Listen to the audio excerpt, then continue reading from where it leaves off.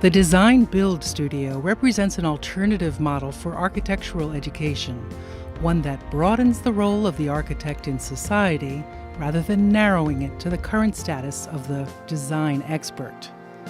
The Design Build Studio at the Technion, known as Studio 1-to-1, focuses on communities that typically do not have access to design professionals. Together with the Technion Social Hub, this studio, on the one hand, exposes the Technion students to the challenge of disadvantaged communities, and on the other hand, exposes the youth in these communities to the transformative potential of higher education and design.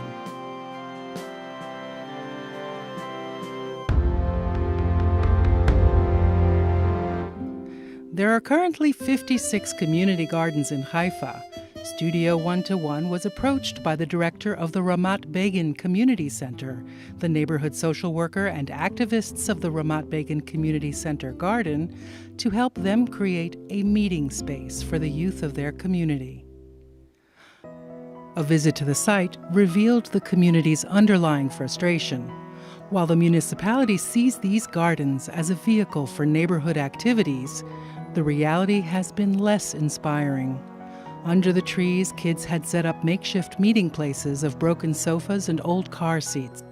A garbage-strewn environment encouraging exactly the kind of vagrant behavior the community activists fear.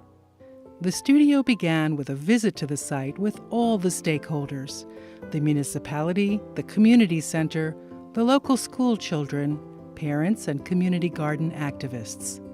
Each was asked to outline their expectations and the help they could offer to achieve these goals.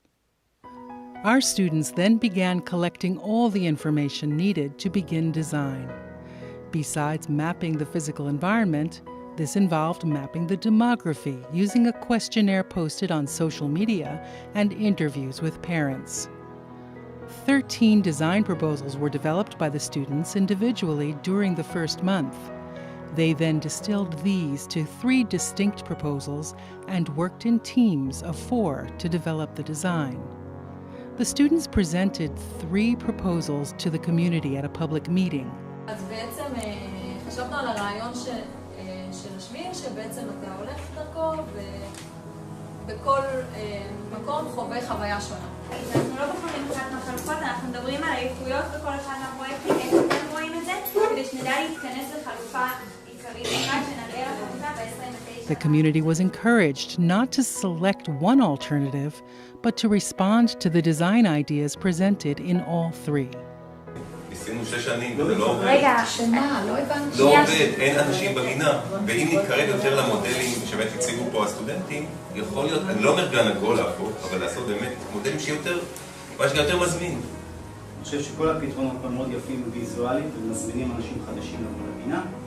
וכן, אם הערוגות יהיה להם את האזורים הייעודים להם, אנשים, זה יותר נגיש לאנשים. היום אתה בא, אתה מתחיל לעבוד במשהו, רגע, זה לא הערוגה היא שם. אני חושב שזה יעשה משהו לדעתי, יעלה את הגינה הקהילתית כיתה, כמו שאומרים, יביא אותה לעידן העכשווי. בעיקרון, הרעיון הוא שכן, הרעיון הוא יפה, אבל צריך לדייק אותו לפי השכנים גם. מה פתאום? הבעיה היא גם פה, בוא נקרו עצים, היו בכניסה, היו עצי שקט, כלי לחורש, שקט, כלי לחורש. האזור של ההתכנסות זה מאוד חשוב, מה שאת אמרת מאוד מאוד חשוב. אזור שהוא כמה שיותר יוכל להיות, אני יודע, פתוח, יותר שמסה של אנשים יוכלו להתכנס שם, יושבים שם מחצלות, עם כלבים, מבשלים באזור הזה, הכל. ונכון להיום זה פחות אפשרי. Back in the studio, the students then developed one design embracing and responding to all the community's comments and feedback. To better understand the complexity of the structure and resolve design issues, the students built 3D models and a 1-to-10 scale mock-up. The final design development involved intense teamwork. Roles were assigned. While some students prepared the application for the building permit, others resolved structural details, calculated quantities, specified materials, analyzed costing, met with consultants, and planned the site logistics. The team produced a complete set of drawings, a bill of quantities and costs analysis. The students are responsible for contacting suppliers and negotiating prices or requesting donations of materials or services. Working with a real client with a fixed budget and timetable, the students rise to the challenge and take full responsibility. Importantly, they learn to understand the broader impact of their design. At the second community meeting, the stakeholders reviewed the plans, the 3D images, and the mock-up for final comments and approval. Finally, during the semester break, over a period of 10 intense days of work, the students constructed the building on site.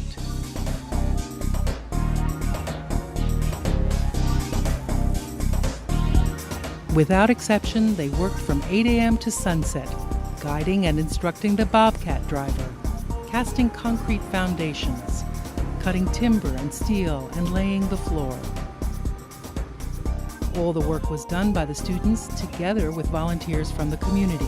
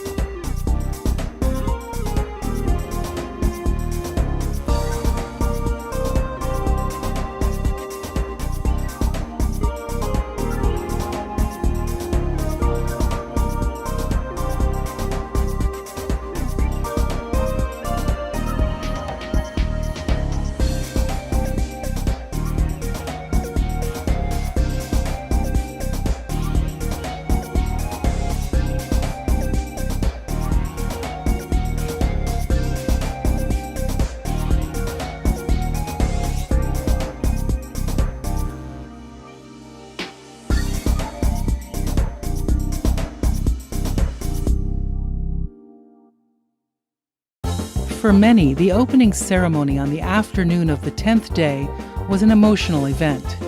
Seemingly out of nowhere, a building emerges from the sketches and models. The ceremony was attended by members of the community, the municipality, companies that donated supplies or materials, and families of the students.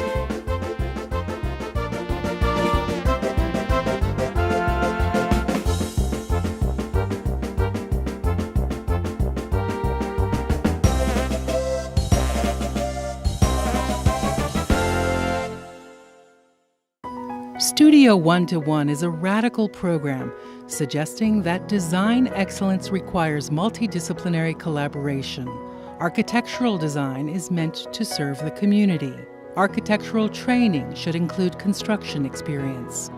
Architects should share responsibility for construction budgets and timetables. Architectural practice must involve entrepreneurship. Architectural design is a form of research, exploring new special ideas, materials, and technologies. Good architecture requires intense teamwork and multidisciplinary collaboration. Studio 1-to-1 is a process of retaking the profession by becoming the entrepreneur, involved in initiating projects, inspiring the client, collaboration, understanding the economics, taking responsibility for the schedule, and becoming directly involved in the construction. For many students, the Design Build Studio is the single most formative experience of their architectural education. It gives meaning to their work. It frames design in a social, environmental, and economic context. Students see themselves as activist designers who are nurturing skills to change their world.